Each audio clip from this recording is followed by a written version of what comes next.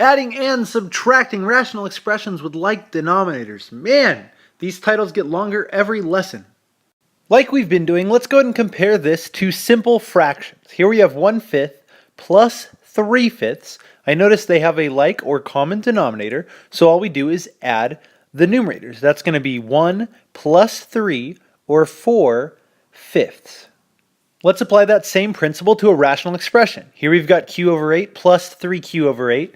We've got common denominators, so like always, that 8 is going to remain in our answer. Then we have q plus 3q, that's going to be 4q.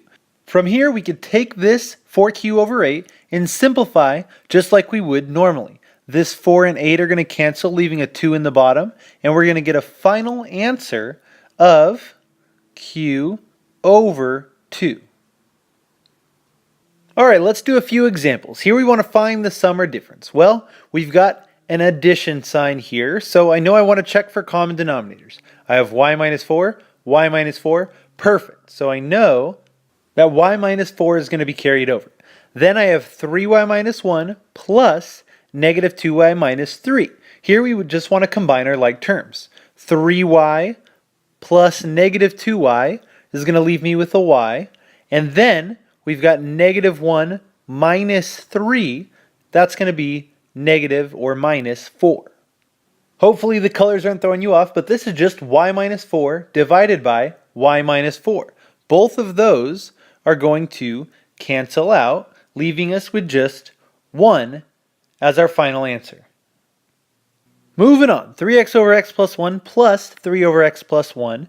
This is going to equal, I know the denominator is going to be x plus 1 because that's our common denominator. Then I have 3x plus 3. Nothing is going to combine, so I'll just write 3x plus 3 on top. Looking at this 3x plus 3, I see that I can factor out a 3 and leave x plus 1. That gives me x plus 1 divided by x plus 1. Those are going to cancel out, leaving us with a final answer of 3. Okay, next example, 3x minus 1 over 2x minus x plus 2 over 2x. Just like before, our common denominator is going to stick with us. That's 2x. But now I want you to pay close attention to the subtraction sign. Whenever we are subtracting, we have to keep in mind that this second term is a group, and that negative is going to distribute to each part of that group. So our whole numerator is going to be 3x minus 1 minus x minus, when we distribute that negative out, minus 2. And that's going to simplify. 3x minus x is 2x, and negative 1 minus 2 is negative 3 to this whole thing right here. Let's take a closer look here. 2x minus 3 over 2x. It doesn't look like it can factor. It doesn't look like anything's going to be able to cancel from the top and the bottom. Remember, we have this minus sign, so these 2's or these x's can't cancel because this is all grouped. So since we can't do anything, this is going to be our final answer. Okay, before I go, I want to show you something super cool. You're either going to love it or think I'm a big nerd. I guess time will tell. Anyhow, we've got 2 over 3 minus x plus 5 over x minus 3. We've almost kind of, sort of, have common denominators, but we don't. We have 3 minus x and x minus 3. So we cannot actually combine these, but I want you to check this out. If we take this 3 minus x and factor out a negative 1, that's going to change our signs to negative 3 plus x. Taking that negative out, if we redistribute that, we can see it brings us right back to where we started.